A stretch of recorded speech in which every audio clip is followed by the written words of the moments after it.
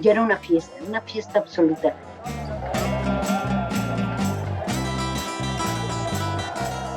A pesar de que sabíamos que ahí estaba la represión afuera esperándonos, ¿no? Pero sin embargo era el volver a salir a las calles.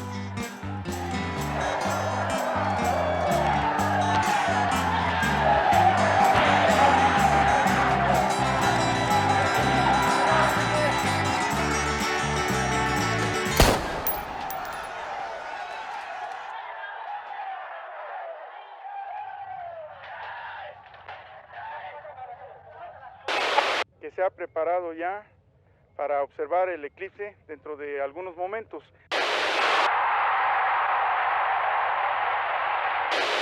Chocolate en el desayuno. Proceso, guardar y hacer guardar la Constitución política de los Estados Unidos mexicanos.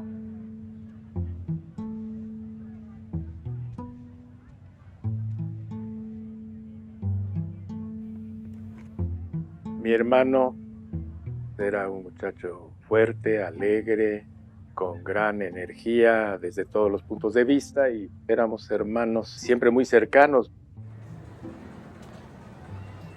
Lo que más nos gustaba hacer juntos pues era jugar un poco de fútbol callejero, ir a los juegos mecánicos que nos quedaran más cerca e ir al cine también. Y bueno, pues estábamos estudiando y vino todo este proceso del 68 que generó un despertar en nuestra conciencia, en nuestra manera de ser. Mi hermano, que era también activista político, que también fue parte de lo del espartaquismo, 2 años menor que yo, en 71 tenía 20 años, Edmundo. Decidimos que íbamos a ir a la marcha de solidaridad con la Universidad de Nuevo León.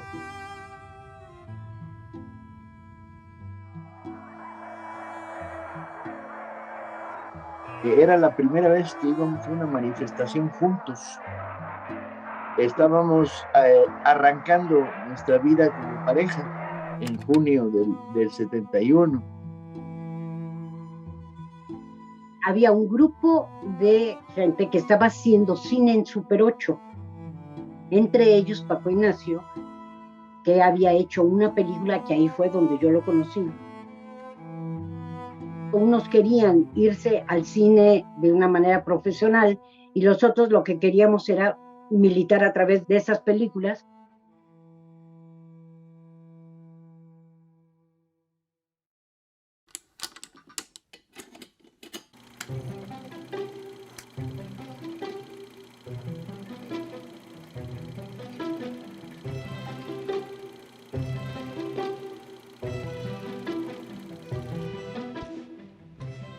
Yo creo que con mi padre siempre hubo mucha comprensión. Nunca me prohibieron ninguna marcha, porque además mi papá también iba a marchas e iba a mítines. Yo cumpliendo con mis obligaciones, mi papá no me decía nada. Pero, por ejemplo, me ponía límites para llegar. Decía, no puedes llegar después de las 9 de la noche. Yo no sé si el límite era porque tenía miedo a que me pasara algo o porque donde vivíamos, pues los camiones después de las 9 de la noche casi no pasaban.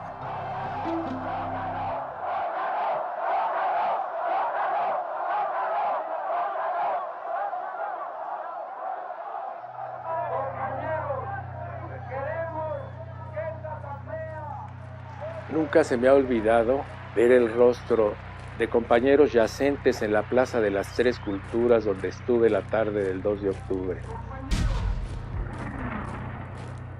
Nunca se me ha olvidado el ruido de las balas disparadas por los soldados que entraron directamente a la Plaza de las Tres Culturas.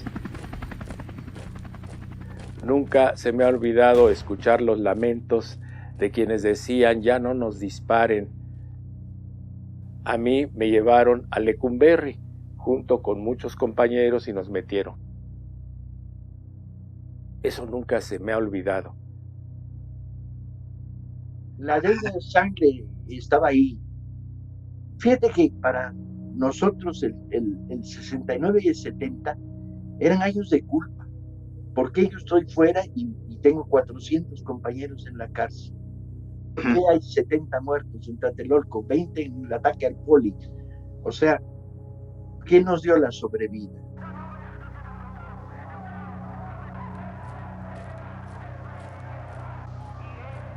Por lo tanto, cuando se decide vamos a salir a la calle de nuevo, por primera vez después del 68, la respuesta personal, en mi caso, era hay que estar ahí. Si nos quitaban la calle, nos quitaban nuestra relación con la realidad. Además, no solamente después del 68 había habido ahora sí que una depresión colectiva. Después acaban de salir ya los compañeros de la cárcel y se llama la manifestación del 10 de junio. Entonces era la reivindicación de volvemos a ser nosotros.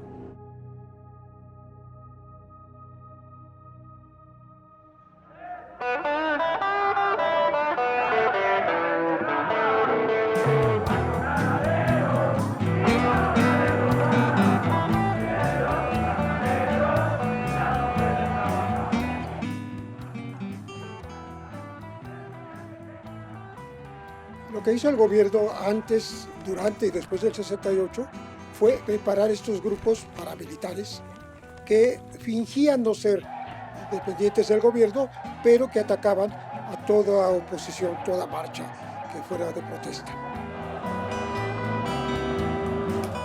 Y eso se incrementó después del 68, no que antes no hubiera, pero hubo un continuum represivo que duró hasta después del 71.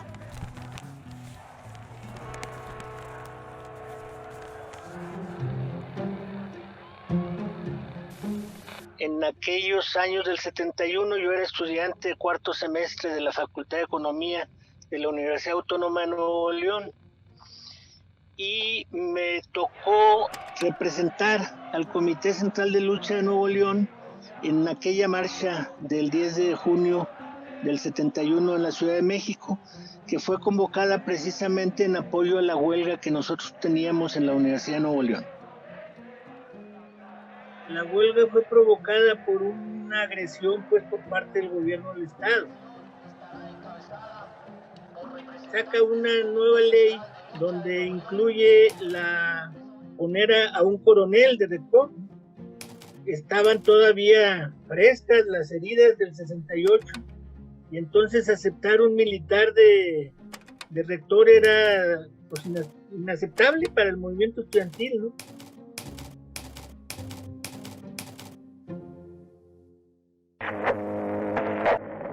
Lleno de estudiantes va rumbo a Zacatepec. Diga si me escucha. Enterado, Capitán Ramos, enterado, cambio, gracias.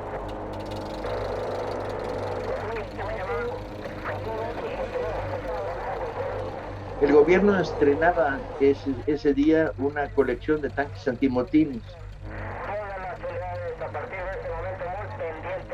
Y esta percepción de vamos hacia allá y ver eso era francamente aterradora. Y sin embargo seguimos caminando.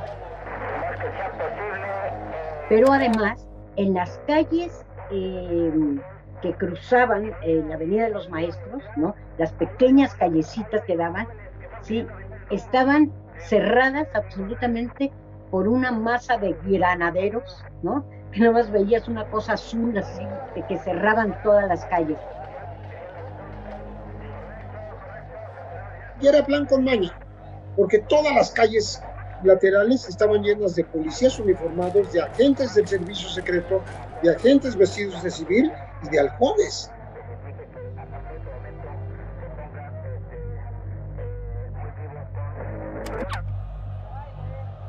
Yo llego unos minutos después, mi hermano iba participando con muchos otros en el primer contingente, que era de la Escuela de Economía. Ahí se juntaba porque tenía conocidos también por esto de la militancia y de la participación política. Normalmente los periodistas o yo tengo la costumbre de ir al frente de la marcha. Y me tocó ver cuando los policías se atravesaron ahí en la Avenida de los Maestros para frenar a la marcha.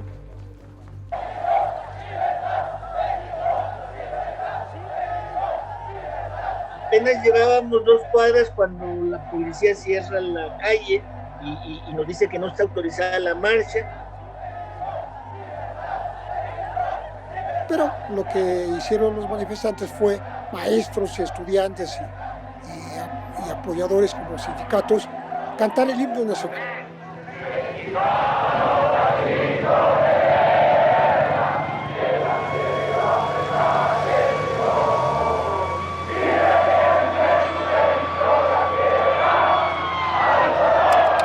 Y se cantó a miles de voces el himno nacional y la policía termina retirándose, como si ese himno los repeliera. Se empezó a llegar el rumor, nos pararon en San Cosme, se está negociando, y esa parte no la vivimos, no la vimos, porque muy poco después de abrirse las negociaciones empieza el ataque, pero empieza de una manera muy particular.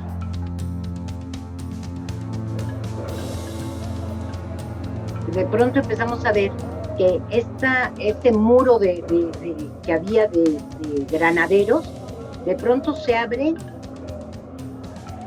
y entran gritando jóvenes, ¿no? Que al principio no entendíamos muy bien si venían a sumarse a la manifestación o qué pasaba. Y entraban a la manifestación y de pronto se replegaban otra vez, volvían a abrirse los granaderos y los volvían a proteger. Cuando de pronto se oye un ruidero espantoso, por todos los costados apareció que y veíamos cómo estaban golpeando con las varas de kendo a todo el mundo. Había algunos que se enfrentaban con ellos, ¿no? Pero era verdaderamente terrible.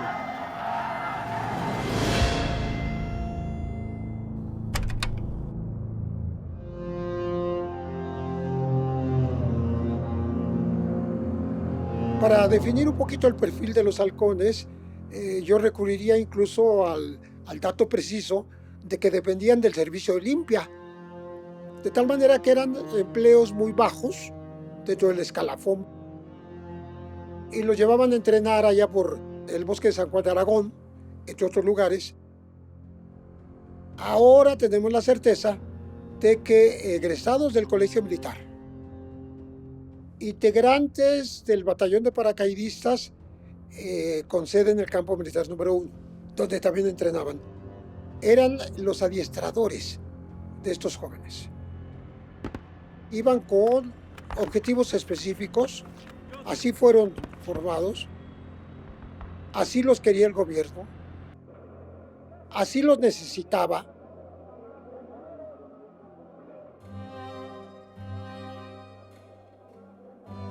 Entonces empieza así el cruce de artefactos y entonces se repliegan los halcones de bambú y entonces salen de entre sus filas unos cuates con M y empiezan a disparar.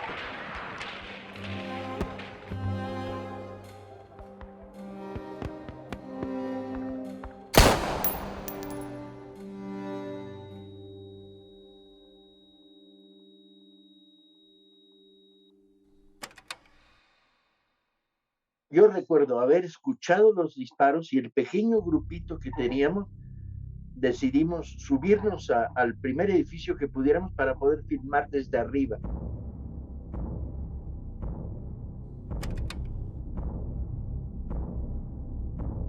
En ese primer momento, cuando inician los disparos, hubo gente valerosísima que yo vi enfrentarse a los halcones aún armados.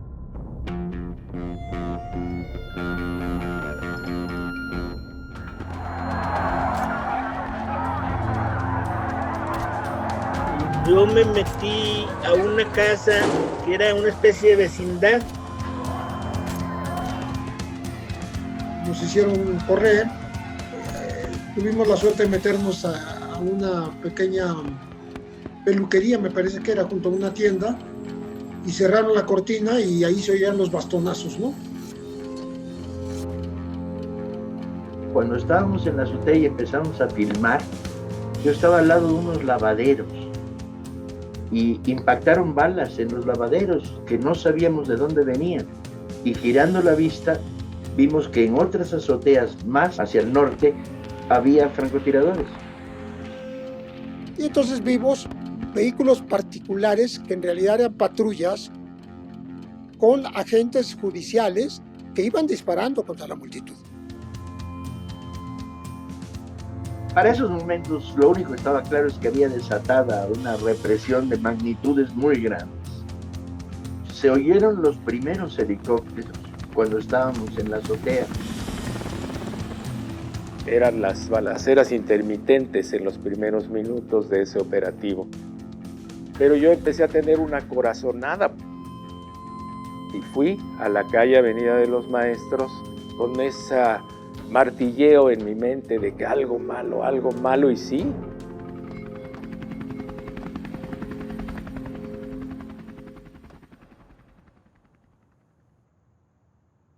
Yo recuerdo estar asomada viendo lo que estaba pasando y de pronto los chavos se empezaron a subirse por la puerta, ¿no? Para poder acceder a la normal.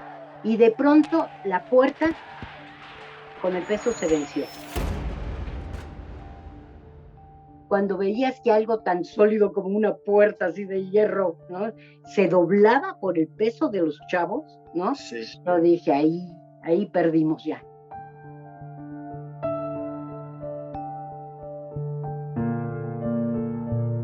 Y veo clarito como un compañero que traía una bandera y les decía hijos de no sé qué, hijos de más allá y más acá. Le pegó un disparo y el disparo, a la hora que le pega en el vientre, salta un chisguete de sangre. Y el cual se desploma. Me dijo, me voy a morir, ¿verdad? Me voy a morir. Y le dije, no te preocupes, no te vas a morir. En este país hay médicos muy buenos y te van a curar. No te preocupes, tranquilízate.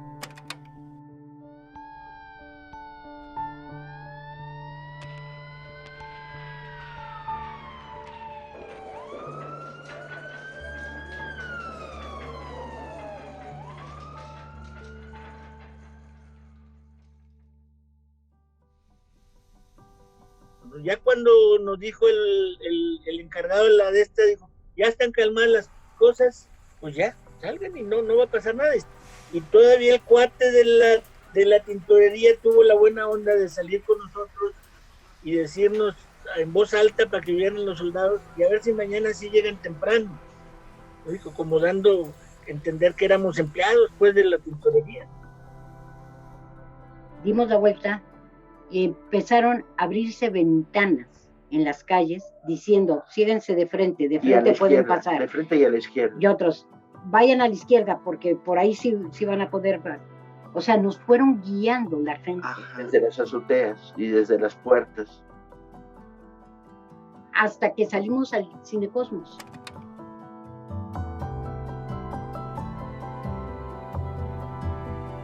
Fue milagroso que hayamos podido pasar, porque esa es la zona de los muertos. Entonces nos iban guiando, bueno, y de pronto milagrosamente pasa un taxi. ¿Sabe qué está pasando por ahí? No sé qué. Y el taxista no sabía, ¿no? El taxista no se había enterado. No sabía nada.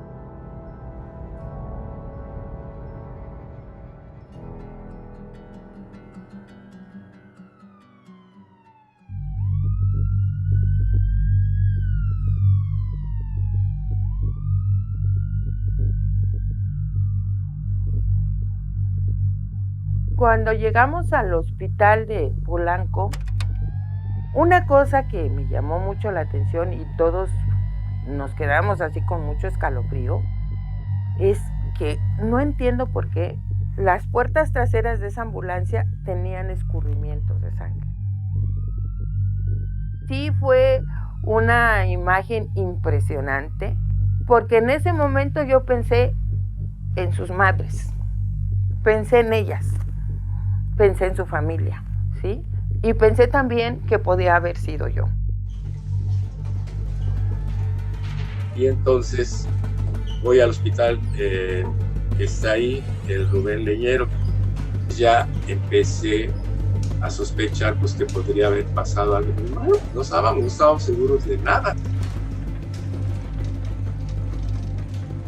No encontré a mi hermano en esas horas. Volví a preguntar a quienes me encontraba. Más o menos ya estaba corriendo la información que ahí cayó uno, que ahí vimos a otro cuerpo, etcétera. Y entonces pues ya después me entero en la noche por un amigo, vimos a tu hermano que fulano lo ayudó a cargarlo y lo metieron a una vecindad en la calle Tlaloc. Y dijeron, ya murió este muchacho. Y ahí quedó mi hermano.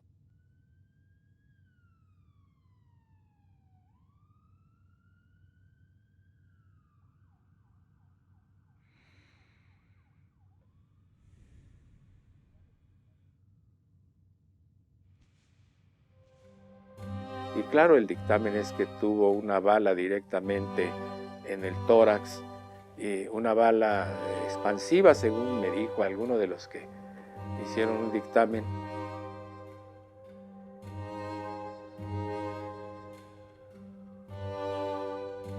Fueron halcones o agentes vestidos de civil a quitar las sondas.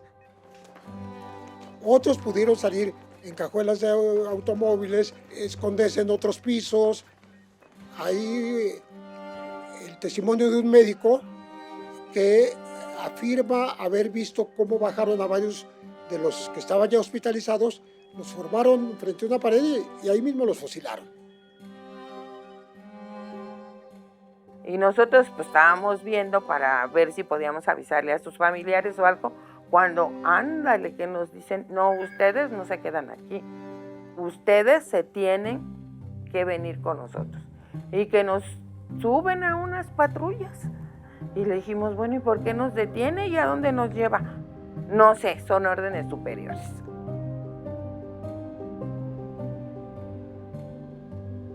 Estuvimos haciendo un recuento, muy pacientemente, con mucha dificultad.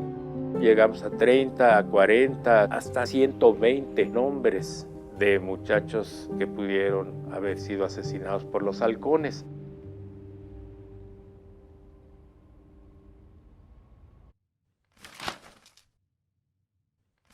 Primero, se trató de hacer aparentar que fue un encuentro entre grupos que eran opositores entre sí, que eran disidentes, en posiciones de adversarios dentro de las escuelas y dentro del movimiento que salía a las calles. Después intentó hacer creer que los ataques provinieron de las dos partes, como si los muchachos, maestros, alumnos hubiesen ido armados.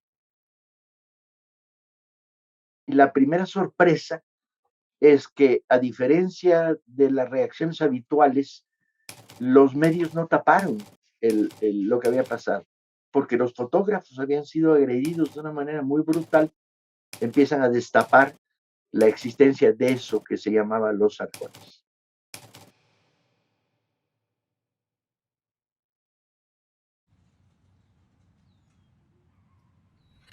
Pues me da mucho coraje.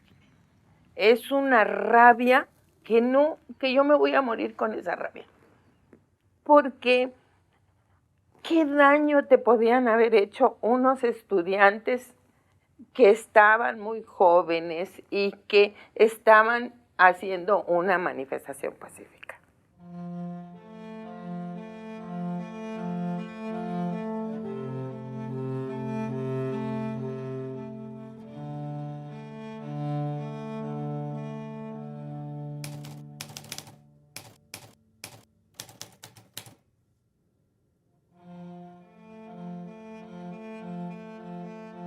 En México nacieron varios movimientos guerrilleros. Muchos jóvenes decidieron combatir al gobierno por las armas, porque no había destino, no había futuro por las vías legales.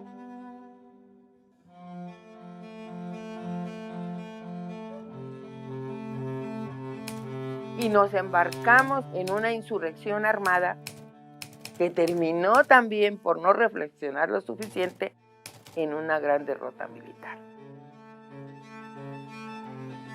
Pues porque ahora sí que para que haya caldo de pollo debe haber pollo, para que haya lucha armada pues debe haber armas.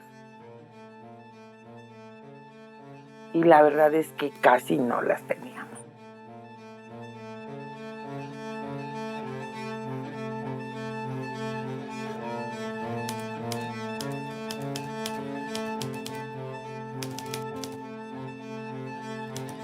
No pasó mucho tiempo porque me detienen el 10 de junio y después me detienen el 14 de julio. Con el comando de la CNH.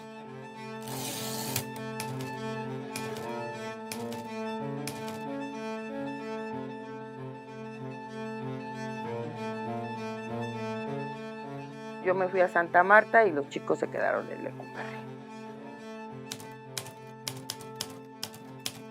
Yo estuve presa 4 años, 8 meses. No, 4 años, 6 meses. 4 años, 6 meses.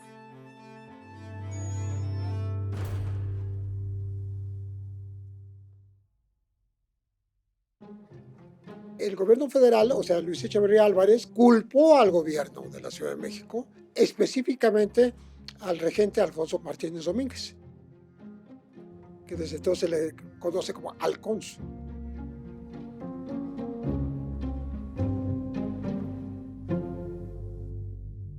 Cuando acudimos a Nuevo León, a Monterrey, donde vivía el que fue regente de la Ciudad de México cuando el ataque de los halcones, no acudimos al hospital porque dijo que estaba muy enfermo. Le digo, oiga, ¿me quiere decir algo? Oiga, necesitamos saber la verdad. Me le acerco yo a él y me dijo en voz muy querida, fue Echeverría.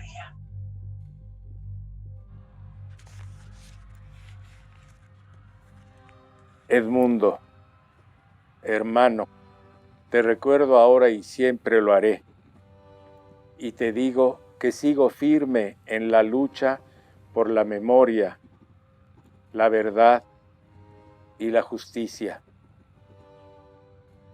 Debe quedar bien claro que fue una maniobra envolvente en donde participaron ejército, policías federales, policías locales, la Dirección Federal de Seguridad y pues todo aquello que desembocaría años después en lo que fue la Brigada Especial o la Brigada Blanca. Una de las cosas que no se visualizó es que la derrota de los movimientos estudiantiles, la derrota de los grupos armados emergentes, fue la derrota del proletariado en este país, es decir, de la clase obrera. Tengo la sensación de que vamos y volvemos una y otra vez a la reflexión sobre el 68, que es la reflexión, la lucha de masas, es el único camino posible para cambiar una sociedad. Y el 10 de junio no es tanto una reflexión como una herida abierta. Vuelve mi espíritu a cimbrarse, vuelvo a sentirme estrujado, vuelvo con esta rebelión de mi memoria de que siempre hay que pelear porque se esclarezcan estas cuestiones y porque no se repitan crímenes tan terribles como el del 2 de octubre de 68 y como el 10 de junio.